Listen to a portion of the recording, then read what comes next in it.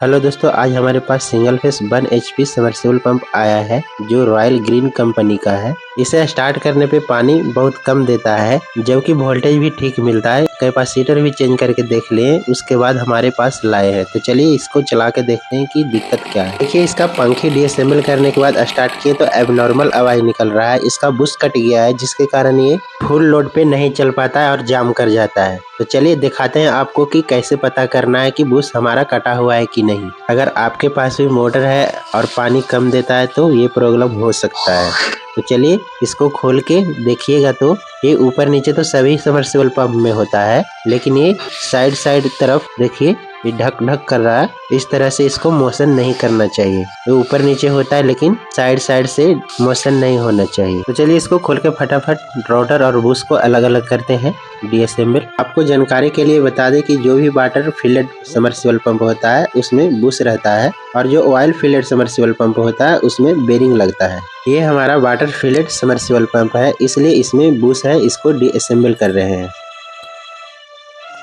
देखिए, दोनों तरफ बुश हाउसिंग रहता है, उसी में बुश रहता है। ये हमारा राउटर का हाल हो गया है घिस घिस के। ये बुश कटने के कारण राउटर है जो घर्षण किया है स्टेटर में। चलिए इसको खोल के निकालेंगे। एक कार्बन पैड है, इसे अलग कर लेते हैं। देखिए, इसे खोल के हटाने के बाद हमारा ये बुश हाउसिंग निकल जाता है। इसी बुश हाउसिंग में हमारा ये बुश है, और ये हमारा राउटर है। जो राउटर का शाफ्ट देखिए घिस घिस के लाइनिंग आ गया है इसमें। अब अगला हाउसिंग खोल के हटाएंगे, क्योंकि दोनों हाउसिंग खराब है, इसलिए हम दोनों हाउसिंग को खोल के निकाल रहे हैं। साथ में जो बुश बनेगा, दोनों हाउसिंग बुश एक साथ चेंज होगा, इसीलिए दोनों तरफ को खोल के अब हम इसे निकालेंगे। ये इस तरह से हाउसिंग को रखकर हैमर से मारना है, बुश हमारा बाहर निकल गया। ये जो बुश निकला है, इसका नंबर की बात करें तो 19/25/40 है।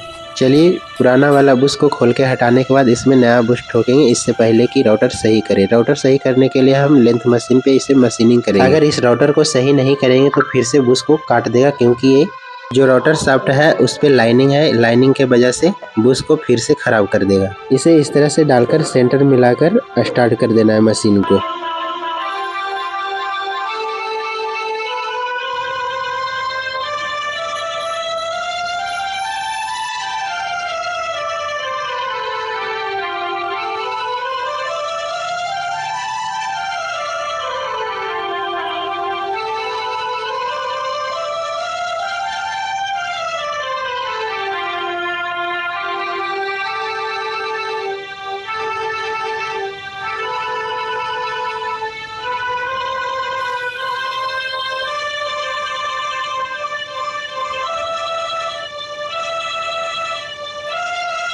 देखिए, रोटर शाफ्ट मशीनिंग हो जाने के बाद अब हम बुश को ठोककर उसमें सेट करके देखेंगे कि हमारा जो मशीनिंग हुआ है वो सही हुआ है या नहीं। ये देखिए, थोड़ा टाइटली जा रहा है। इसे हटाकर फिर से इसमें घुमाते हुए डालेंगे। इससे हमारा रोटर शाफ्ट में बुश टाइट हो रहा है, वो स्मूथली घूर्णन करने लगेगा। एक साइड मशीनिंग हो जाने के बाद अब दूसरी साइड करेंगे।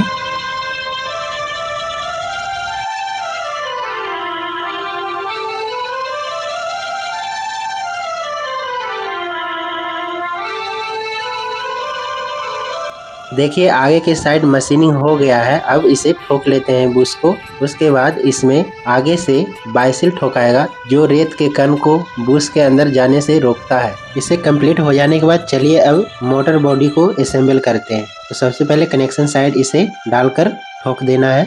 ये हमारा टाइटली फिट हो गया। अब पीछे से राउटर को डालेंगे। ये हमारा राउटर हुआ। इसे डाल लेने के बाद अब पीछे के ढक्कन को लगाएंगे। इसे लगा लेने के बाद अब कार्बन प्लेट को सेट करेंगे। अब ऊपर से थ्रोटल पैड को लगाकर ढक देंगे। इस तरह से ढक लेने के बाद एक बेल्ट के सहारे ये कसा हुआ रहता है। ऊपर से बेल्ट को लगाकर टाइटली कस देना है।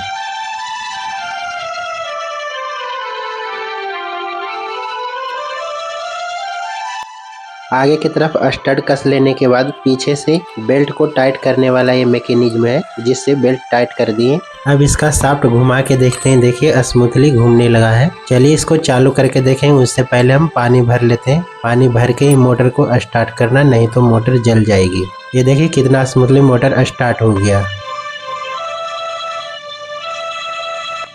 इसे ठीक कर लेने के बाद चलिए अब पंखी को देखते हैं। इसमें भी बुश है जो खराब हो गया है, बुश हेड टूट गया है, उसे चेंज करेंगे।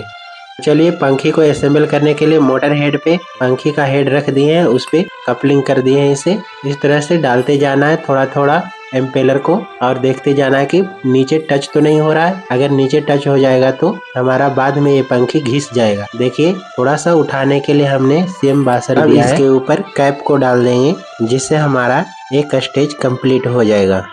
अब इसी तरह से दूसरा स्टेज के लिए दूसरा एम्पेलर डालेंगे और ऊपर से कैप को डालेंगे जिससे हमारा दूसरा स्टेज कंप्लीट हो जाएगा। इसी तरह से तीसरा एम्पेलर को डालेंगे। ये देखिए टच हो रहा है नीचे में, तो हमने फिर से एक सेम बासर डाल के एम्पेलर को डाला है और ऊपर से एम्पेलर कैप। इस तरह से हमारा स्टेज बन के कंप्लीट हो गया। देखिए इसी तरह से 9 स्टेज तक कंप्लीट करना है।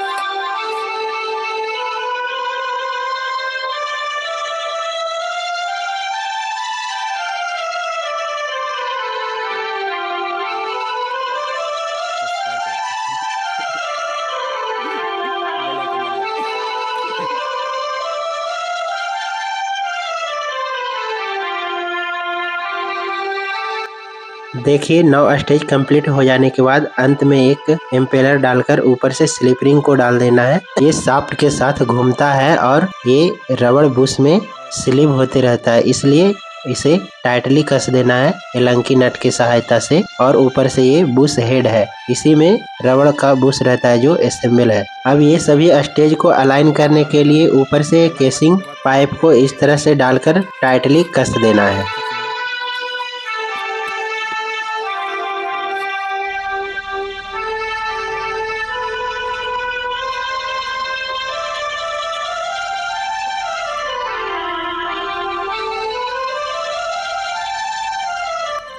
देखिए हमारा ये पंखी बनके कंप्लीट हो गया।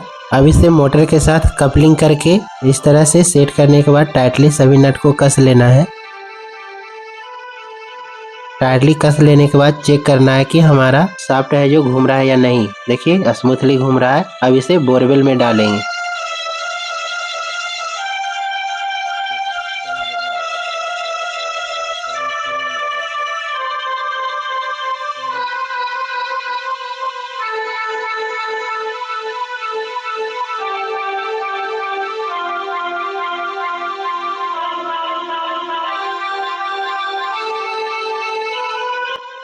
देखिए बोरवेल में मोटर डाल देने के बाद अब इसे चालू किए तो ये फुल प्रेशर के साथ पानी दे रहा है। वीडियो अच्छा लगा हो तो लाइक शेयर करें एवं चैनल को सब्सक्राइब करें। धन्यवाद।